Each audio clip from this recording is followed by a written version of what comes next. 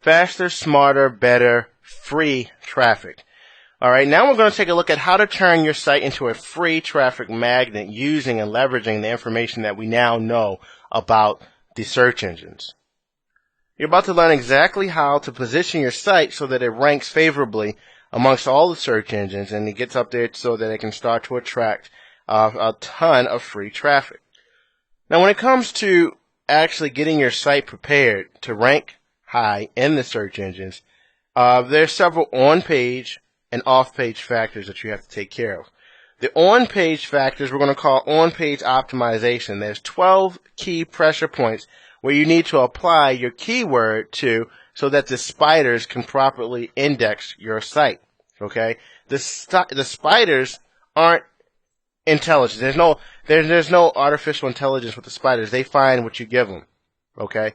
And you have to take extra effort, to make the extra effort to go out and put your keyword in places, in these 12 specific places that we're going to show you, that allows them to get, kind of say, okay, this is what this site is about, this is where it should rank, this is why it's important, and so on.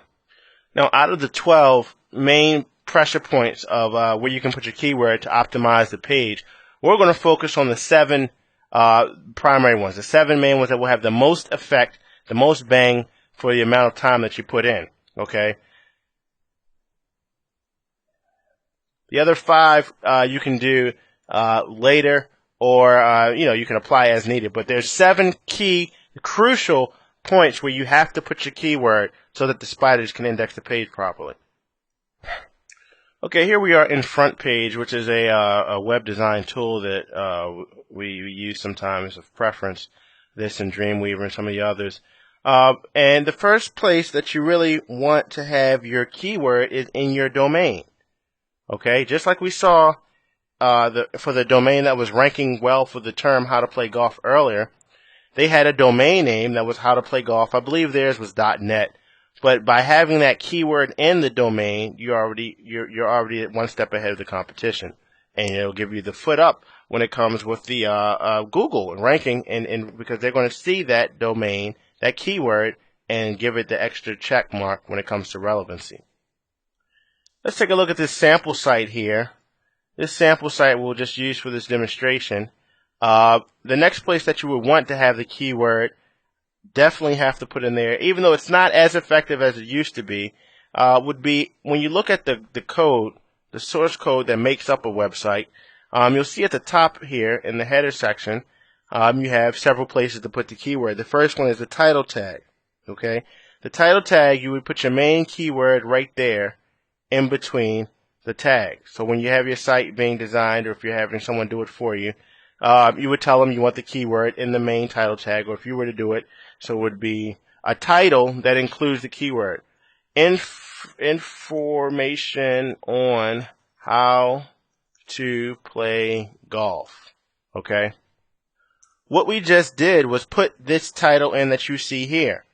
Okay, this is their title tag right here. What you're seeing in blue when on these search listings is what they put in here in the title tag. So it's important to realize that that's what you're going to see. This is what is going to be shown on the search engines as the title. More than likely, it's not always like that, but 99% of the time, this is what they use for the title tag. They take the title tag and they show what it says right here where the blue is. Next, you want to make sure your keyword is in a headline. Okay, so let's say if this is your headline, your keyword is going to go right there where it says keyword headline. And you want to make sure that that is an H1 tag. And what that amounts to is if you look at the source code here, you see that it says H1 class. Okay, so that H1 tag is where you want to put the keyword, and your headline should be keyword specific. So it'll say something to the effect of everything you need to know about, let's see, everything, let's change that to include the key phrase, how to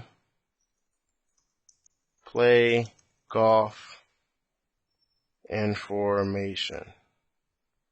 Okay, so now when we see this page here, this headline is an H1 tag, and it's how to play golf. That's the next place where you want to have your keyword. Now, there's a couple of things I want to warn you against, and some people have tried to do this early on back in the day with internet marketing, and it worked. But it's just not effective these days, and it can actually sabotage your efforts. What you don't want to do is come in here to your code. You say, okay, well, I want the spiders to really think my site is important, so I'm going to go into my title tag. Let's say this is your title tag, okay?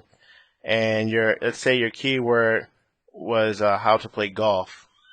This is not what you want to do. You don't want to come in here and go, how to play golf, how to play golf, how to play golf, how to play golf, how to play golf, thinking you can just stuff as many keywords as possible in here and get an advantage from your competitors. That will not work, and it will be the death sentence of your site, because Google doesn't want crappy listings, and they don't want to show, or any of the search engines for that matter, don't want to show results here that would say how to play golf, how to play golf, how to play golf, how to play golf over and over again. Okay? And the same thing applies. Overall, you're not going to trick the search engines, okay? You're not going to do some magic thing here with the title that's going to make you jump ahead of your competitors. All you can do is help your rankings by helping them to categorize the content that you have on the page. So don't try to do anything slick or that you think is going to, with this section here, because it's just not going to have that much of an impact. Now, you can harm it. You can kill your site in an instant by doing this the wrong way. But by doing this the right way, it's just going to be one more check on the list. So all you have to do is just go ahead and create an accurate description of your site, and you want to define your business really clearly, and so that when they get to the search results, a visitor can know exactly what they can expect to pretty much find on your site, and that's what you can do with the title. The next section here is that you want to keep your keyword. The next spot where you want to keep your keyword in mind is your actual web content. Now, this is going to vary depending on the type of website that you're setting up. Not all of you will have content like this. So it'll be more in the form of your actual product descriptions. If you're selling physical goods, if you're selling an informational product, maybe it's more of a sales letter. But generally speaking, you'll have some content with a paragraph structure. And with the paragraphs, you want to try to keep your keyword sprinkled into these paragraphs. There's not going to be any complicated formulas or anything like that, because nowadays none of that really applies like it used to. As long as you have the keyword in there, at least in the first paragraph, you try to have it in there about 2 or 3 times if possible. You don't want to force it. So if this is our paragraph here about how to play golf, we wouldn't want to be saying how to play golf. This is going to talk about how to play golf. And if you really want to learn how to play golf, then we're going to show you some diagrams about how to play golf. Like, it just doesn't flow naturally. And Google can tell content that doesn't flow naturally versus content that the keyword appears in naturally. It's really, really smart. Google's algorithm has gotten to the point of it's just ridiculously smart nowadays. They can tell forced content versus content that where the keyword has naturally appeared in. So try to put it in your first paragraph, your keyword, at least 2 or 3 times. Now here in the middle section, you want to sprinkle it in there. There's no set amount of times, but you want to make sure that the keyword is at least appearing 1 or 2 times in the last paragraph, so that the spiders see that this is what this paragraph opened about, this is what this content opened about, and this is what it's closing about right here. All right, and you sprinkle it in there a couple of times. In the body of the content, like I said, it's not as important, but you can sprinkle it in there as well. What we were describing here is what marketers call keyword density, okay? And keyword density simply is the number, the instances of a keyword, how many times it appears in the text, divided by the number of words, okay? So let's say in this text here that let's just say that there was 500 words, okay? And we had the word golf appear 4 times. The keyword density would be 0.80, okay? And that would be 0.8%, okay? Not 8%, but 0.8%. And we got that. The formula for figuring out the keyword density is to take your overall count of words here, like we said. So let's say that was 500 words. 500 words. You want to see how many times is your keyword in the text. So in this instance, it was 4 times. Okay. So you'll do 4 divided by 500 words, and you'll multiply that by 100, and you'll get 0.8%. Ideally, what Google likes to see in a certain selection of text is for your keyword to appear from 2 to 3%. Okay? And for Yahoo and Bing, they usually like to see it around 4 to 5%.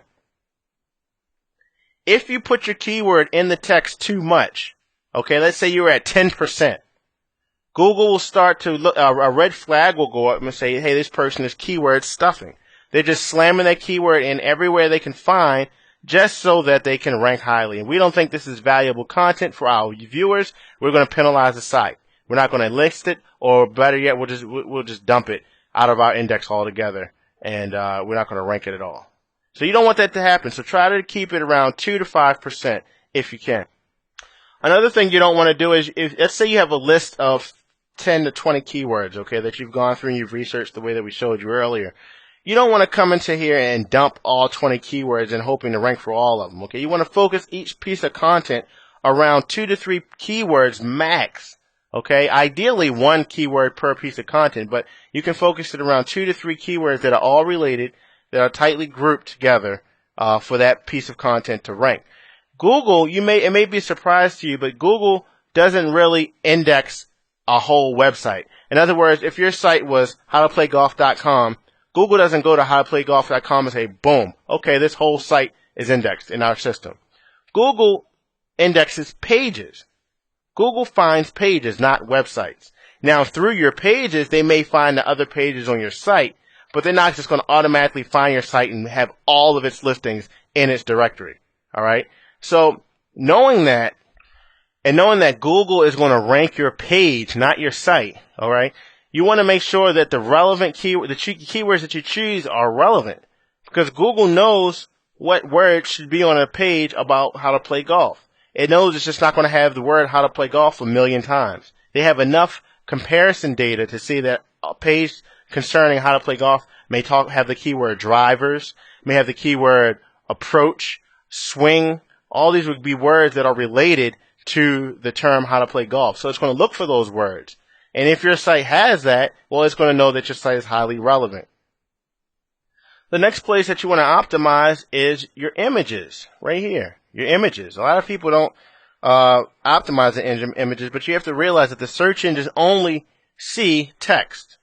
Search engines only see text. They don't see images, okay? They see the text. So when you see this image, they really see this line of text, okay?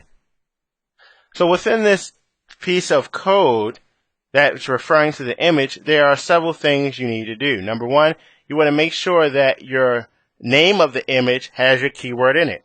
So when you go and you save your image file, name it your keyword. And you can put a little, a hyphen or something on it, or a 1.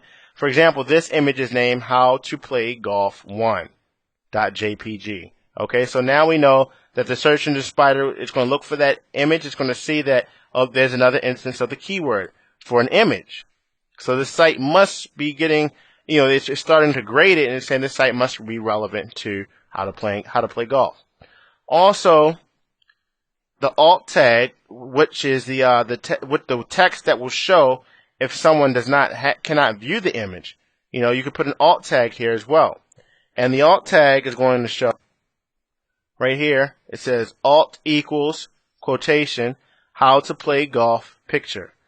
Okay, so instead of showing the picture, if somebody can't view it, it's going to show the words, the text, how to play golf picture. You put your keyword in there as well in the alt tag.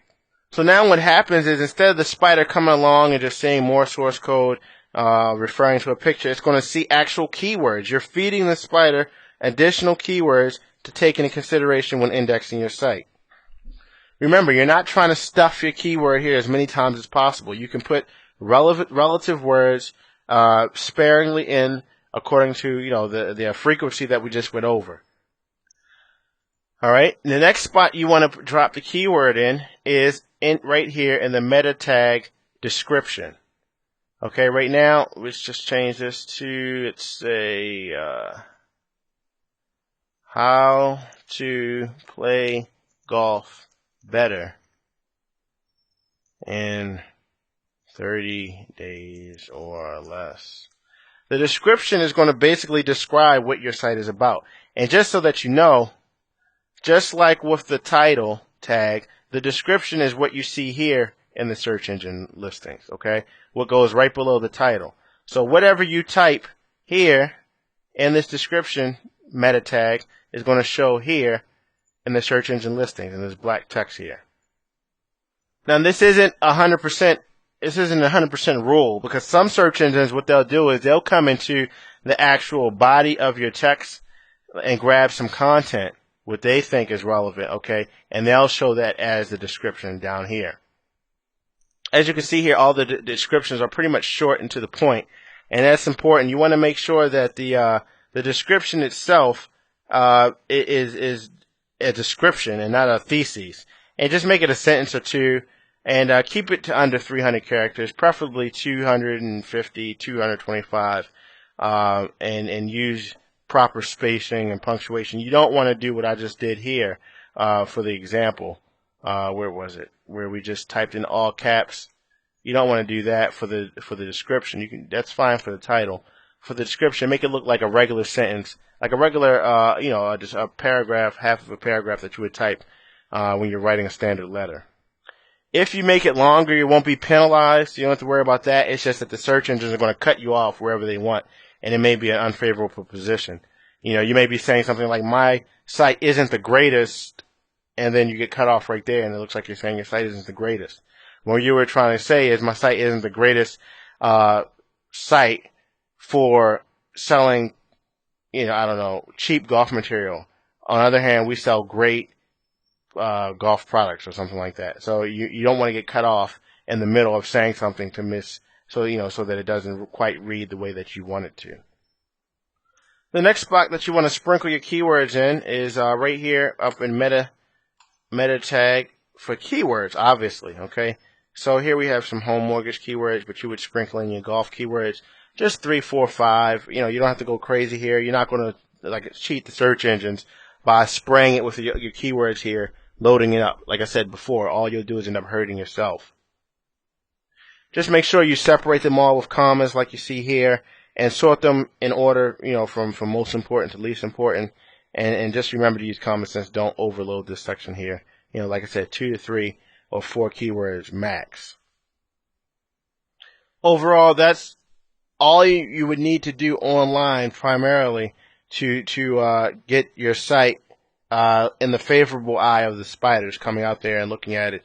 And it's not difficult. If you're doing it with each page, we'll show you how in WordPress you don't have to keep changing this, because using some of the tools, it will add these keywords for you on all of your pages. If you're going to do it manually, then you had 100 pages on your site, well, obviously it could grow to be a pain in the butt changing each of these keywords, descriptions, and title tags. So a little later we'll show you how to automate that with WordPress, and that'll help with your rankings even further. One other thing that you need to know is if you're ever at a site, let's say that you were a golf site and this was your competitor, learnaboutgolf.com, and you want to know what they're using for their keywords and how they're sprinkling it in to their page, all you have to do is go and if you're in Firefox, right click on the page and say View Page Source. And this will show you all the source of their page. So you can see their title is right here, How to Play Golf, Lessons, Golf Tips, Video Instructions for Beginners. Okay? Description, especially for the beginner golfer, we offer free golf lessons, tips, instructions, yada, yada, yada. Keywords, they put golf, golf lessons, free golf. You see they go a little overboard on the golf keywords there. And you can see how they do their pictures and everything else. So that is how you can look behind the curtain of your competitors to take a look at their source code files as well.